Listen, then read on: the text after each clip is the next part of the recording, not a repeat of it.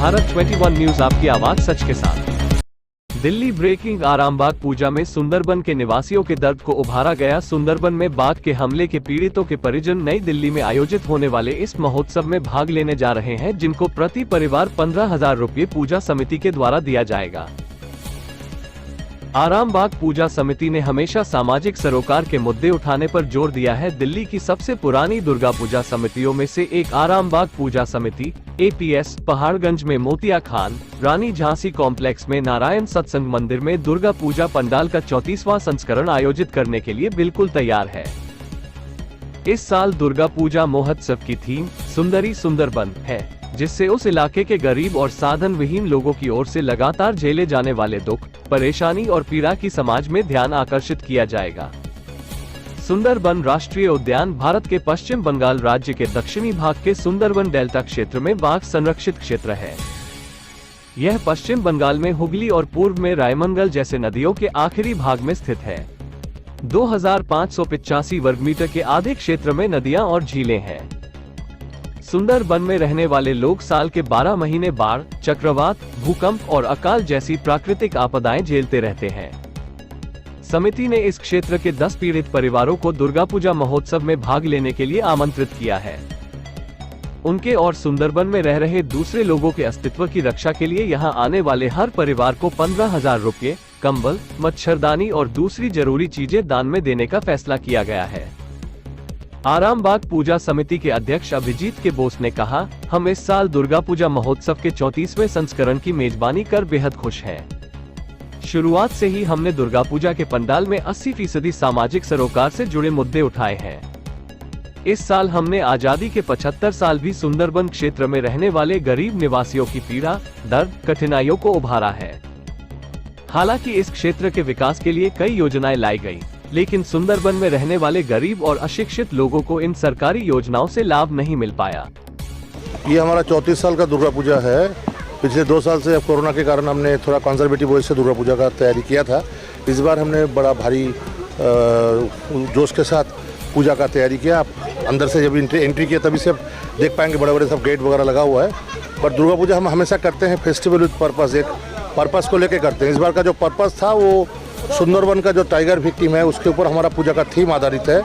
जो सुंदरबन का जंगल में जिनको टाइगर अटैक करता है और उसके बाद उनका जो ज़िंदगी है वो नॉर्मल नहीं रहता है, वो ज़िंदगी बड़ा कठिन हो जाता है। खाना पीना वो अगर घर पे रहेंगे तो भूखे मरते हैं, क्योंकि वहाँ पे खाना पीना तो मिलता ही नहीं है। सरकार का 100 दिन का काम का वो जो लाभ उन लोगों को मिलता नहीं है, पहुँचता नहीं है, उसके पहले वो ख़त्म हो जाता है।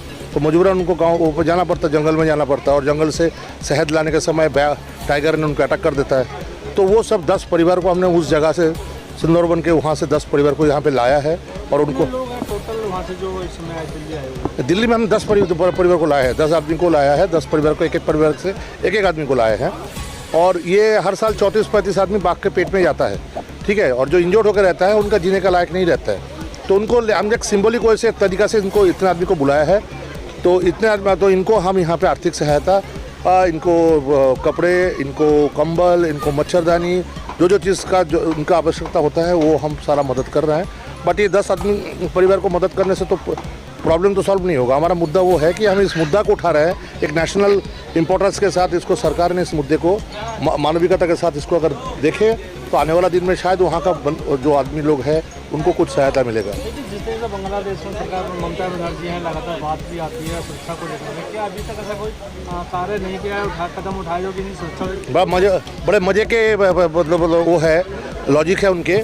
वहाँ पे अगर आप यहाँ पे जाते हो, जंगल में जाते हो, तो उनको क्या है, बोलते हैं कि भैया परमिशन दे देते तो जाके शहद लेके आओ, सब कुछ करके आओ। अगर वहाँ पे अगर आपको अटैक हो जाता है तब जाकर कंपेंसेशन मांगोगे, तब बोलता किसने बोला था आपको जाने के लिए। अब जब शहद लेके आता है सबसे पहले खरीदता है कौन? सरकार सबसे पहले जाके खरीदता है। तो अजीब किस्म का स्थिति है। 100 दिन का काम उनको नहीं मिलता। यहाँ पे जो 10 आदमी आए उनमें से 4-5 आदमी वहाँ का जो MLA MP है, जो चौधरी मोहन जाटुआ, तृणमूल का जो MP है, IPS ऑफिसर है, 84 ईयर्स ओल्ड है, उन्होंने 3-4 आदमी को उन्होंने दिया है कि भैया इनको मैं भेज रहा हूँ, इनको आप देखो, बहुत बढ़िया काम आप लोग कर रहे हो। क्योंकि 84 ईयर्स ओल्ड है, उनका वो क्या करेंगे? कह रहा नीचे तक तो पहुंचता ही नहीं है। नीचे करप्शन जिस लेवल पे छाया हुआ है बंगाल में, बोलने का लायक नहीं है। हमारा जो समिति है ये एक नॉन पॉलिटिकल संस्था है, ये कोई पॉलिटिकल संस्था नहीं है।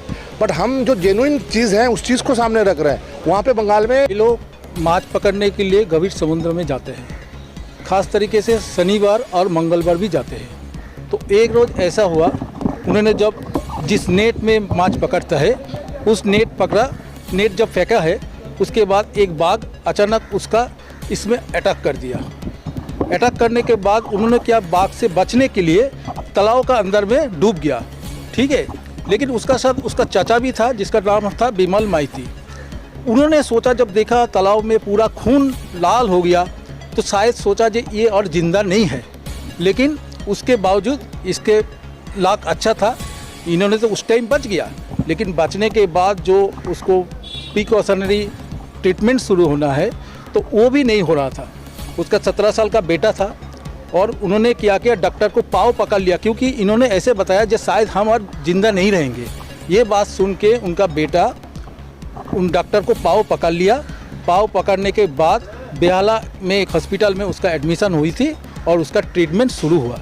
लेकिन अभी भी उस ये आँख में उसका डिस्टर्ब है, वो ठीक से देख नहीं पाते हैं। तो बाघ ने हमला किया था, इनको पीछे से किया था या सामने से? सामने से वो जो एक आया था ना, उसका उधर से उठ के जब माछ उसका ध्यान उस तरफ था जब माछ पकड़ने के लिए, मछली पकड़ने के लिए, और उन्होंने थोड़ा देख भी नहीं पाया जे कौन सा अचानक उसका इस साइड में से फिर इस साइड। মাছ ধরতে আমাদের জীবিকা হচ্ছে কি সুন্দরবনের মাছের উপরে জীবিকা। আমরা মাছ ধরতে যাই নদীতে, পেটের তাগাতের জন্য ছেলে পুলে নিজের স্ত্রী মাটা সবার জন্য মাছ ধরতে যায়। ওখানটায় শনিবার বার হয়ে গেছি আমি, শনিবার গিয়ে ওখানটায় জাল মেরেছি, 3 দিন ধরে চলে গেছি। ওটা মঙ্গলবার দিন জাল মেরেছি, মঙ্গলবার জাল মারার পর দেখি রাত্রে বাঘ দেখতে ওখানটায় ঘন্টাখানেক পর জাল তুলে নিয়ে চলে যাই।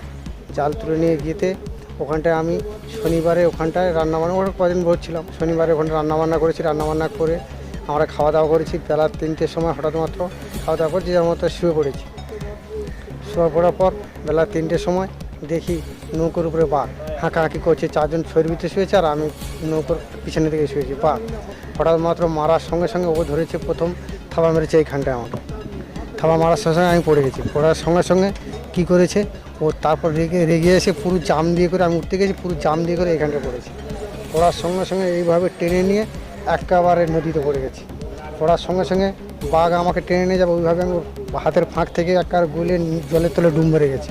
ডুব মেরে এসে এপাশে উঠেছি। ওই পাশে ওঠার সঙ্গে সঙ্গে আমার কাকা বিমল মাইতি বলে একজন ছিল, সে কী করেছে, ওই বাঘ ভেবেছে কি আমার কাকাকে পুরো ভাইপোকে নিয়ে চলে যাচ্ছে, বাঘে ধরে রক্ত লাল হয়ে গেছে, নিয়ে চলে যাচ্ছে। ও কী করেছে, মাথায় একটা বাড়ি মেরেছে। বাড়ি মারার সমস্যা ওকে আবার ধরতে যাচ্ছে। ও কী করেছে, ডুব মেরে পালিয়ে গেছে। তারপর নৌকো যারা ছিল ওরা লাঠি উঁচু করতে, তখন বাঘটা চলে যায় ধারে, নদীর ধারে, জঙ্গলের ধারে চলে যায়। তখনই ওখানটায় এসে হাওয়াতে ক্যাম্পে এলাম। আড়া থেকে এসে হাওয়াতে ক্যাম্পে এলাম। ক্যাম্পে এসে ওখানটা থেকে স্প্রিং বোটে আনলো আমাদের গোসবা হাসপাতালে। এসে ওখানটা কোনো বললো একে হবে না, এ আমাদের সম্ভব না।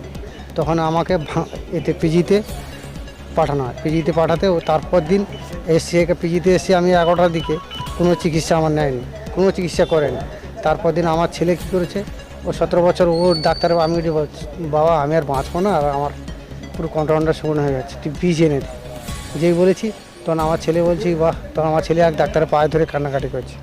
তখন ভোর 4টে, তখন ডাক্তার কেউ নিচ্ছে না, কটা বেড খালি নেই, নেবো না। তারপর হঠাৎ মাত্র কী করলো, আমার ছেলে আর এক ডাক্তারের পায়ে ধরে কান্নাকাটি করতে, ওটা বাবা আর বাঁচবে না। তখনই করলো কি, ডাক্তার ভর্তি নিল। বেলা 11টার সময় আমার চিকিৎসা শুরু হলো। তারপর এখনই সেই চিকিৎসা আমার চলছে এখনও। এই চোখে আমি দেখতে পাই না, এখানটা থেকে পুরো হাড়টার সব ভেঙে নিয়ে চলে গেছে, এখনও চোখে দেখা যায়নি।